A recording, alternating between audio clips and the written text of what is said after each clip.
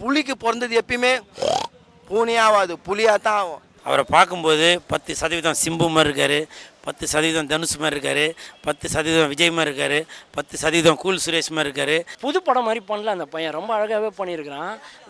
விஜய் சேதுபதி மாதிரி எந்த இடத்துலையுமே இல்லை. ஃபீனிக்ஸ் அந்த படம் தான் இப்போ நான் பார்த்துட்டு வரேன். படம் நல்லா அருமையாக இருக்குது. படத்தின் கதாநாயகன் சூர்யா சேதுபதி அவர்கள், விஜய் சேதுபதி அவர்களுடைய மகன் சூர்யா சேதுபதி அவர்கள் நல்லா சூப்பராக நடிச்சிருக்காரு. அவர் கதாநாயகனாக நடிப்பதற்கு 10 பொருத்தமும் இருக்குது. அவரை பார்க்கும்போது 10% சிம்பு மாதிரி இருக்கார், 10% தனுஷ் மாதிரி இருக்கார், 10% விஜய் மாதிரி இருக்கார், 10% கூல் சுரேஷ் மாதிரி இருக்கார், 10% சிவகார்த்திகேயன் மாதிரி இருக்கார். இப்படி அனைத்து திறமைகளுமே இருக்குது.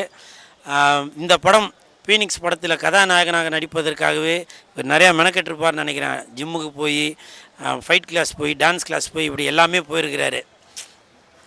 அவரை பார்க்கும்போது ஒரு கதாநாயகனாக மட்டுமல்ல, ஒரு எதிர் வீட்டு பையன், பக்கத்து வீட்டு பையன் அப்படி எப்படி இருப்பாரோ அதே மாதிரி மாமா மச்சான் அப்படின்ற மாதிரி இருக்கார். என்னண்ணா ஃபீனிக்ஸ் சும்மா பறந்து வருதுண்ணா படம்.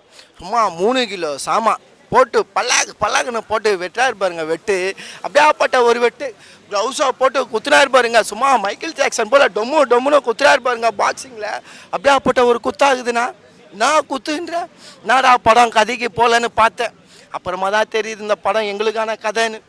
ஏன்னா விளையாட்டில் ஒருத்தன் செலெக்ஷன் பண்ண மாட்டான் தலைவா. விளையாட்டில் ஸ்போர்ட்ஸ் கிரிக்கெட்ன்ற ஒரு விஷயத்தில் எங்களை செலெக்ஷன் பண்ண மாட்டானுங்க.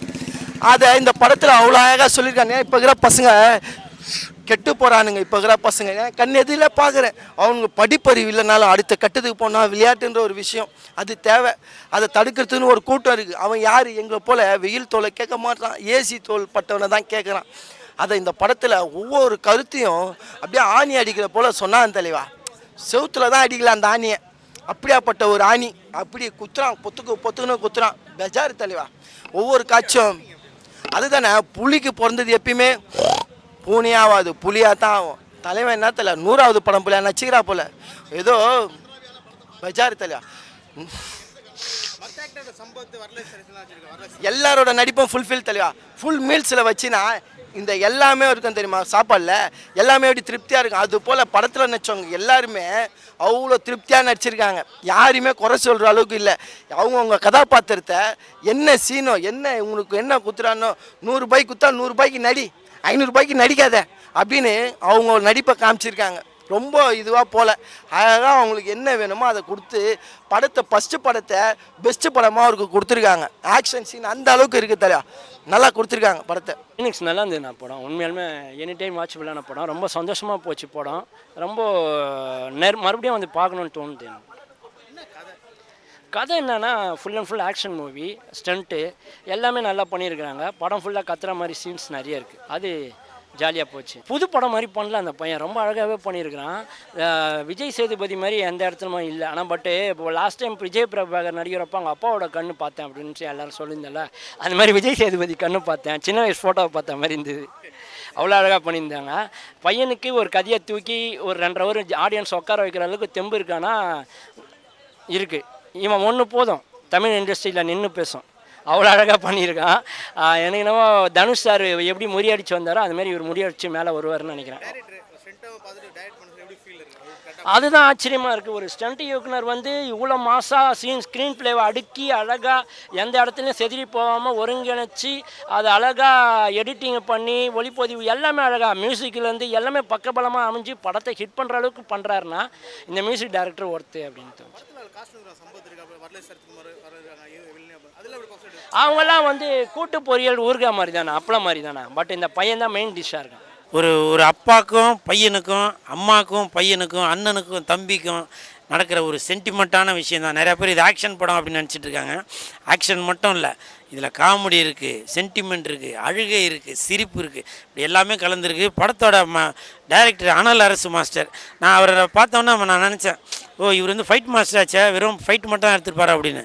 அனைத்தும் கலந்த கலவையாக இருக்குது. இன்று முதல் அனல் அரசு மாஸ்டர் நீங்கள் வெறும் அனல் அரசு மட்டும் இல்லை, அன்பான அரசு, பண்பான அரசு, பாசமான அரசு, ஆஸ்கார் அரசு, குடியரசு, தமிழ் அரசு, மாநில அரசு, மத்திய அரசு, இப்படி அனைத்து திறமைகளுமே உங்களுக்கு இருக்குது.